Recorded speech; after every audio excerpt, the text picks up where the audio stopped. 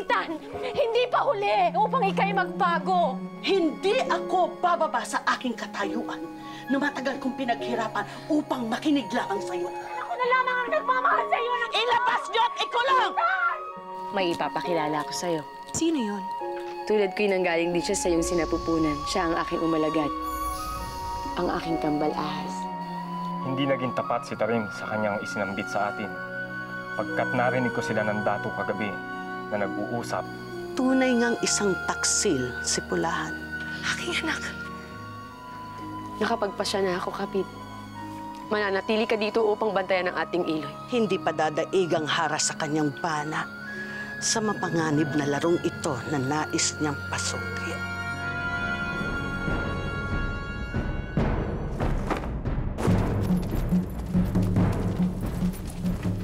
Handa na ba ang lahat? Handa na, Amaya. Kung ngayon tayo lilisan na. Sandali lang, Amaya. Nakapagpaalam ka na ba sa iyong Iloy at kapatid? Batidila na ngayon ang aking paglisan. Ayoko na ulit sambitin ito sa kanila, sapagkat mahirap para sa akin na lisanin ang aking Iloy. At magiging mabigat sa akin kung makikita kong tumatangi siya. Kung gayon ay tayo na. Tayo na! Tayo na! Baba, Huwag kang tumangis, anak. Babalikan kita. pangako, Baba. Pangako. Kung gayon ay hintayin kita, Baba. At sa iyong pagbabalik, ay isang mainit na yakap ang isasalubong ko sa iyo. Isa kang mapagmahal na anak at wala akong ibang inaasam-asam kundi ang makasama ka. Pero ngayon, pansamantala, paalam mo na.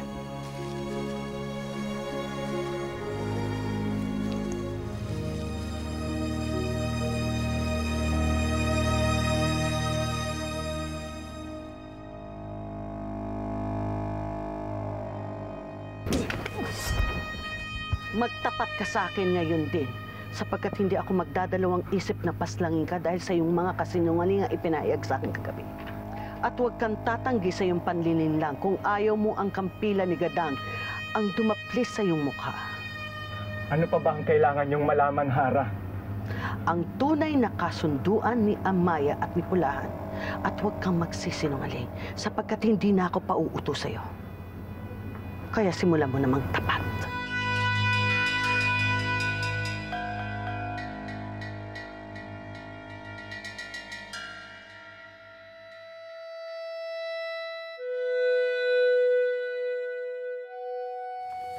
Daghang salamat. Masamang kapalaran ang sumalubong sa inyo sa pood na ito, Bay. Kapatid nga kayo ng pinakamataas na pinuno ng pood. Ngunit, nasa na kayo ngayon? Hindi na kayo dapat nagpakita pa kay Hara Lamitan. Nagpunta ako rito upang tulungan ang aking kapatid. Matutuklasan din niya na tama ang aking ipinababatid. Na ngayong pinuno na siya, ay higit niyang mararamdaman ng pag-iisa sa mataas niyang luklukan. Matatanto niya na higit niya akong kakailanganin ngayon.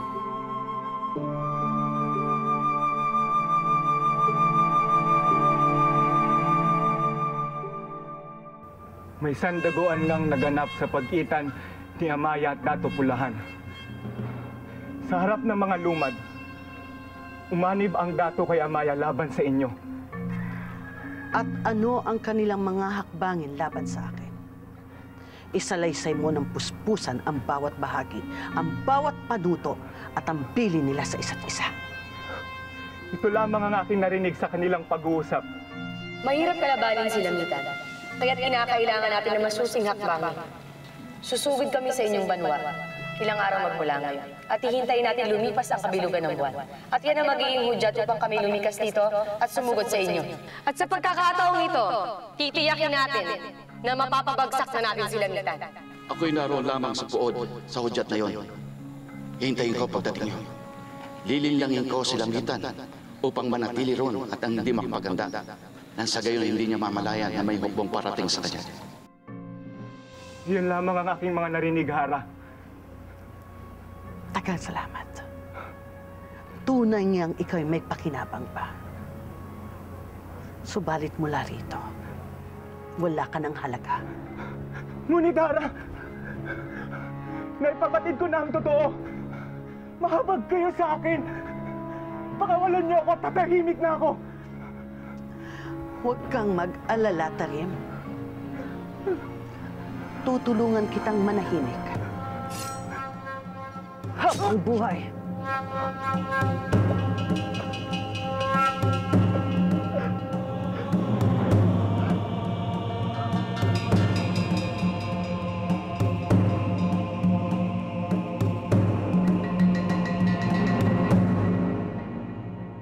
Ako ang nagpabatid kay Amaya na kayo ay buhay pa at hanapin kayo sa banwa ni Dato Bugna.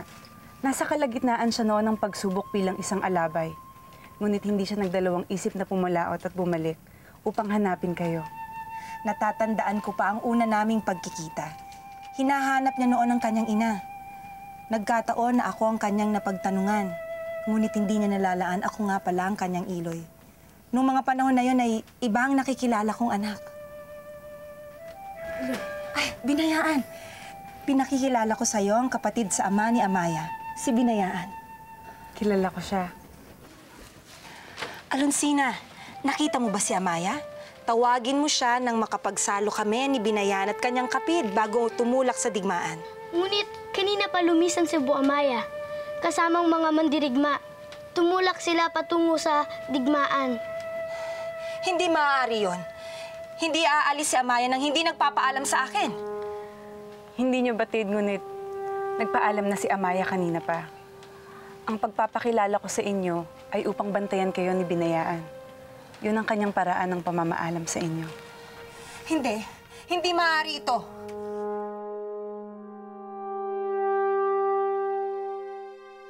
Amaya! Amaya! Nasaan si Amaya? Nakaalis na siya. Bakit hindi siya nagpaalam ng maayos sa akin?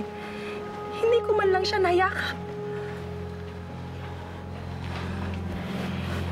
Iloy, dahan na.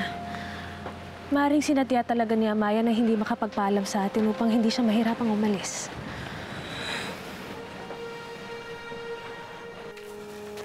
Hara, nailibing na namin si Tarim. Magaling. Ngunit tayo ay may suliranin. At ngayon ay nagagahol na tayo sa panahon. Napagtanto ko na kagabi ang huling litaw ng buwan sa langit. At mamayang gabi ay hindi na ito masisilayan pa. Nangangahulugan na mamayang gabi magaganap ang paglusob nila Amaya. Paano natin mapaghahandaan ang pananalakay nila, Hara? Dalang! Binayaan! Bayang, anong ginagawa mo rito? Nandito ako upang makibalita kay Amaya sa utos ni Ginoong Bagani. Nasaan si Amaya? Siya ay lumisan kasama ng kanyang mandirigma. Ngayon ang takdang araw ng paglalakbay nila patungo sa puod ni Lamitan. Pagkat ngayong gabi sila lulusob sa digmaan. Ang akala nila ay mapapabagsak nila ako sa kanilang pagtutulungan. Ngunit hindi ako papayag na ako ay pagkaisahan ng aking mga kaaway at ng aking pana. Ngayon, higit pa man, titiyakin ko na ako ang magwawagi at ang mga nagkakampihan laban sa akin ang madadaig. At isinusumpa ko, mamayang gabi, magsasama patungong sulat sina Amaya at Pulahan. Maganda kayo, pagkat tayo muling sasabak sa isang digmaan. Digmaan? Laban kanino, Dato? Mamayang gabi niyo malalaman. Sa ngayon, sundin niyo na lamang aking pinag-uutos. Masusunod, Dato. Ngunit sikapin niyo na hindi ito makarating sa aking mga sandig, lalo na kay Lamitan. Ngunit paano niyo isasagawa iyon, Hara? Paano natin mapaghahandaan ang pagsalakay ni Amaya kung nandito sa pood ang inyong bana na kasapakat niya? Upang ating mapaghandaan ang kanilang pagsalakay, kailangan mawala muna sa aking landas ang kanilang tulay. Ang kanilang tulay ay ang iyong bana. Si Pulahan ay tulad din ni Bugna. Hindi siya maaaring mapagkatiwalaan sapagkat siya ay isang taksil at hindi ko kailangan ng isang taksil na bana. Kaya kailangang mawala na si Pulahan upang hindi niya matulungan si Amaya.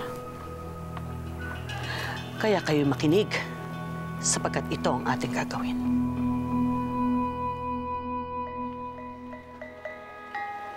Dato, bakit? Ang aking panagang. Tila bumigat ito. Hindi kaya guni-guni mo lamang yan? Hindi. Talagang bumigat siya. Na tila nagbibigay sa akin ng isang babala. Babala? Huwag kayong sumunod. Dito lamang kayo. May nais akong kausapin ng sarili na. Kung totoong makikitigma si Amaya kay Lamitan, kailangan mabatid na ito ng Ginoo. Kaya kailangan ko ng lumisan. Sasama ko sa iyo, pagkat nais ko rin sundan si Amaya. Binayaan. Binayaan, hindi ka maaaring sumama sa pakikipagdigmaan pagkat ikay nagdadalang tao. Iloy, yan din ang dahilan kung bakit hindi ako isinama ni Amaya. Ngunit ako isang mandirigma rin katulad niya at inilaan ko ang aking buhay sa pakikipaglaban. Kaya't huwag niyo nang indahin ang aking dinadala. Pagkat higit na mahalaga sa akin na makatulong sa aking kapatid. Alang-alang na rin sa anak na aking isisilang. Binayaan! Iloy, nakapagpasya na ako. Huwag kayo mag-alala pagkat batid ko ang aking ginagawa. Bayang, magtungo na tayo sa kinaroroonan ni Bagani upang matuntunan natin si Amaya. Magpapaalam na kami. Pagpalaing ka ng mahal na laon, mag-iingat ka.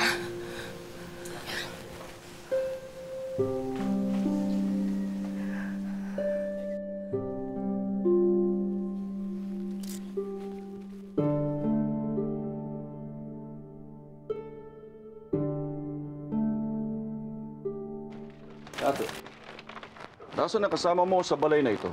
Nasaan si Tarim? Si Tarim ang nagkipagkita sa ilan naming kasamahan, Dato. Ngunit kanina pa yon.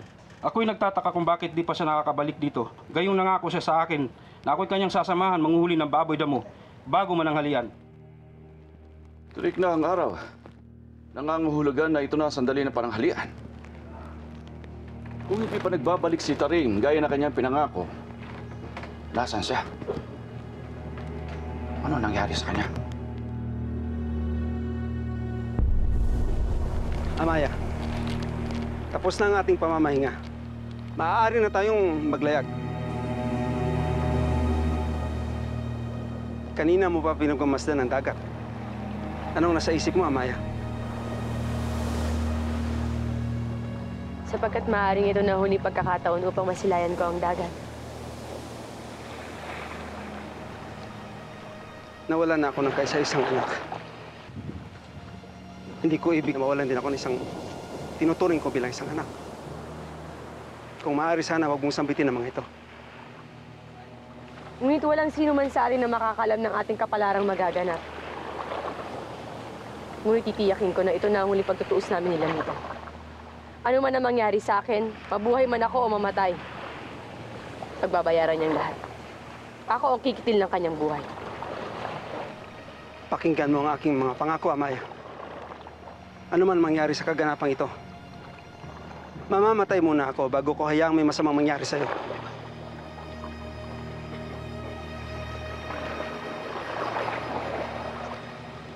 Salamat po, Saka. Tulad ng aking baba at ng aking yoyo awi, tinuturing kita na isa kong baba.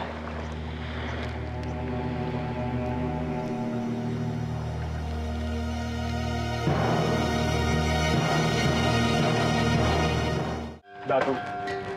Gadang, ano ginagawa mo rito? May kutob ako na kayo ay narito. Kaya dito ko kayo sinundan. At tama ako. Sumunod kayo sa akin, Dato.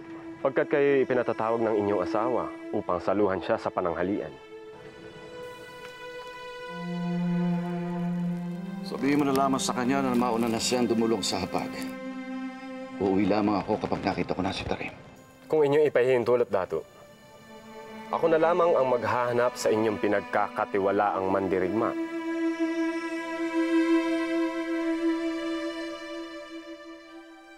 Pagkat mahalagang saluhan niyo muna ang inyong asawa sa pananghalian. Pagkat may ibig rin siyang talakayin sa inyong bagay na lubhang mahalaga. Kung gayo, uwi na ako. Pasunurin mo na lang si Tarig sa sandaling makita mo siya.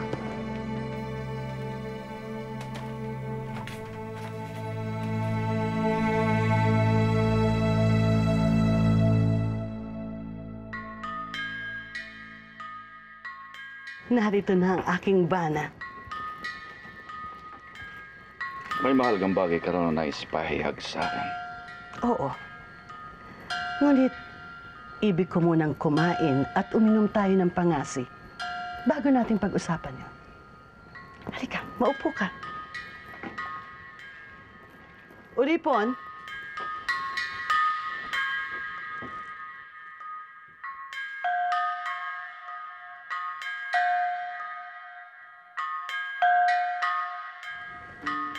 Uminom tayo, aking bana.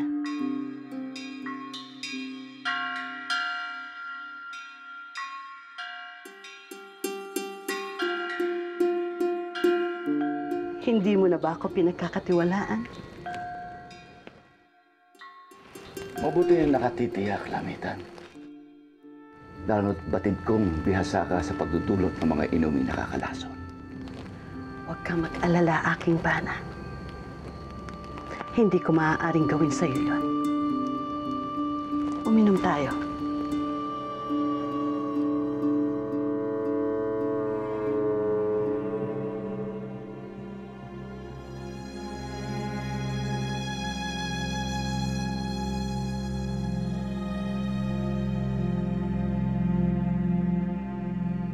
Tayo nang kumain.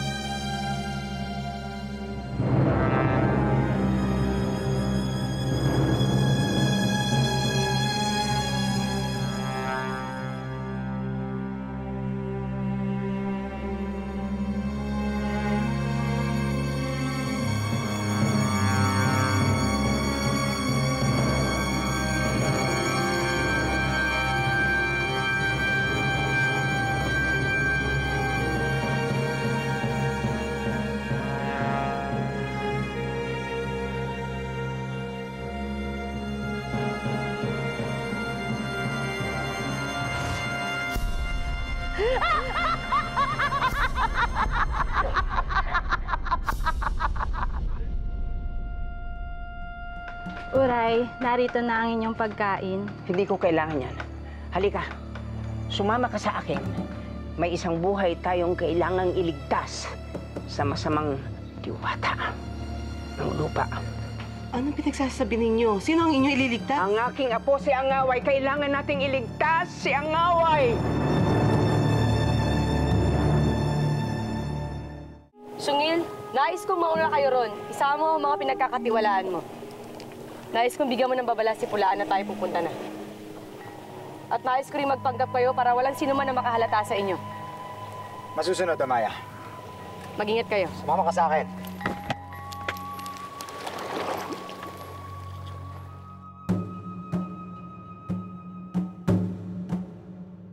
Batid kong nitong mga nakaraang araw ay hindi kita gaanong nabibigyan ng pansin, aking bana. Kaya ako ay natutuwa na nakasalo ka ngayong pananghalian. Huwag mo nang bilugin pa ang aking ulo, Lamitan. Ano ba talaga pakay mo sa akin? Nais ko lamang marinig mula sa iyong bibig ang iyong katapatan sa akin. Kaya magwika ka. Ako ba ay pinapahalagahan mo pa rin? O ako'y tinalikuran mo na? Hanggang ngayon ba'y ako'y pinag-aalinlanganan mo pa? Hindi ba't inilahad ko na sa iyo ang tunay na nangyari ng pagtungo ko sa banwa ni Amaya? Bakit hanggang ngayon hindi mo pa ako tinitigilan? Nais kong sagutin mo na lamang ng tuwiran ang aking katanungan, aking bana. Ikaw ba'y tapat pa rin sa akin? O ako'y iyon ang tinalikuran? Ako'y lubhang nayayamot na sa iyong walang kawawaang pag-iinala. Bitiwan niyo ako! Ay, huwag na matigas ang ulo niyo. Tayo na tumuwi sa inyong balon. Hindi! Kanino babaylan? Kailangan kong makausap ang pinuno ng pood. Ibig kong bigyan ng babala ang aking apo. Matagal nang patay siyang away. Hindi papatay siyang away pagkat siya'y naririto at nanganganib ang kanyang buhay sa pinunong babae ng pood. Kaya, paraanin mo ako!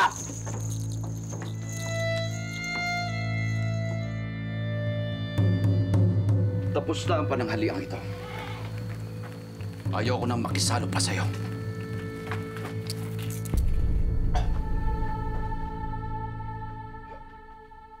Anong nangyayari sa'yo, Pulahan? Bakit ka natigilan? Nararamdaman mo na ba ang lasod sa iyong katawan?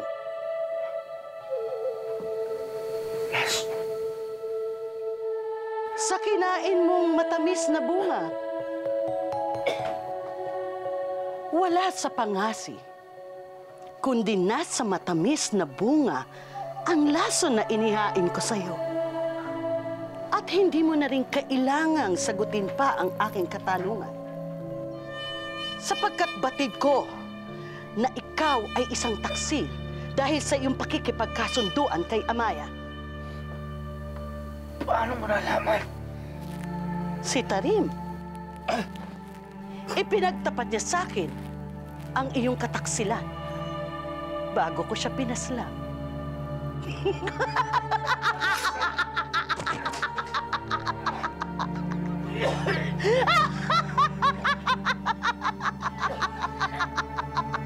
Angaway!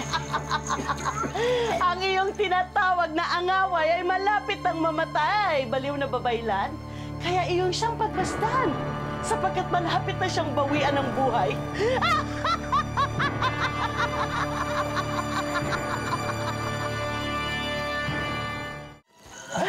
Apo ko! Ayun po ako!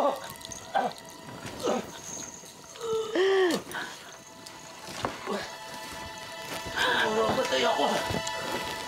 Isasama kita. Ikaw galit pa sa galit. Taksil sa pinakataksil!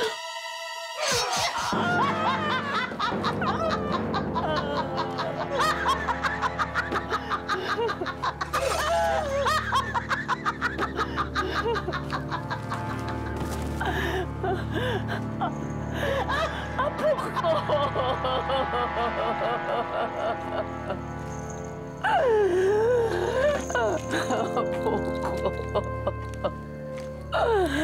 Apo ko! Paalam, Pulahan. Paalam, mahal kong bana.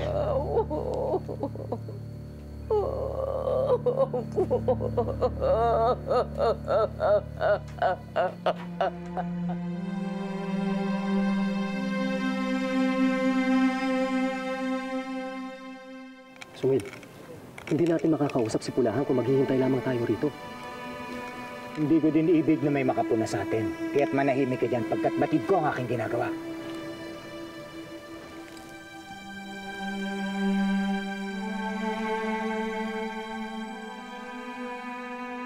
Halika rito. Sandali! Sino ka?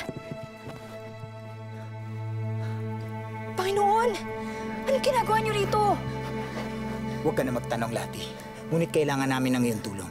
Kailangang maipabatid kay Dato Pulahan ang bili ni Amaya. Dito na lamang natin hintayin si Sungil. Ang iba'y maaari na magpahinga, ngunit ang iba'y magmanman kung sakali mang may paparating. Masusunod, Amaya. Kayong tulo, magmanman kayo dun sa paligid, ngayon din. At kayo magmanman sa ibayong yon. Kailangan mo na rin magpahinga, Amaya. Kailangan mo ng ibayong lakas para sa sagupaan bukas. Ngunit, Girong, hindi maaaring gawin niya ng aking isipan. Sapagkat nais kong talakayin natin ang ating pagsalakay.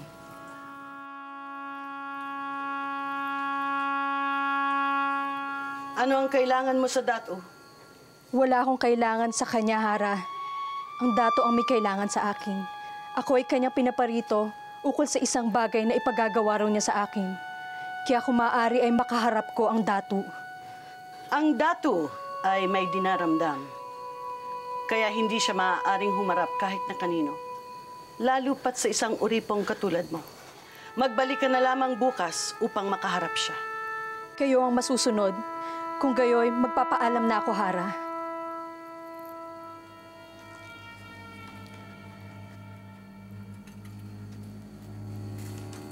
Hara, totoo bang may karamdaman ng datu?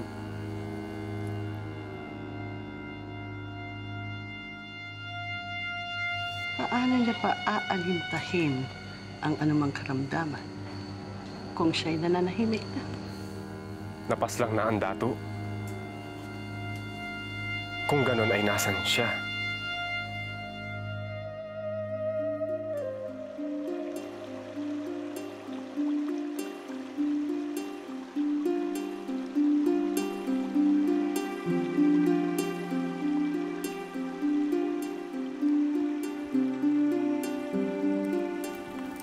Ayun sila, Ginoo.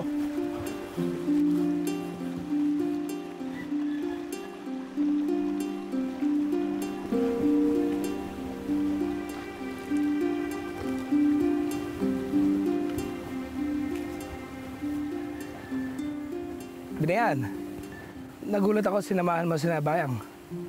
May balita ka ba sa mga banwa ng mga lumad? Ukol doon ang dahilan kung bakit sumama ko sa inutusan mong abay, Ginoo. Pagkat si Amaya ay lumisan sa banwa ng mga lumad kasama ng kanyang hukbo. Saan sila paroroon? Sa puod ng aking iloy. Kilamitan. Lumisan siya upang muling makidigma sa aking ina.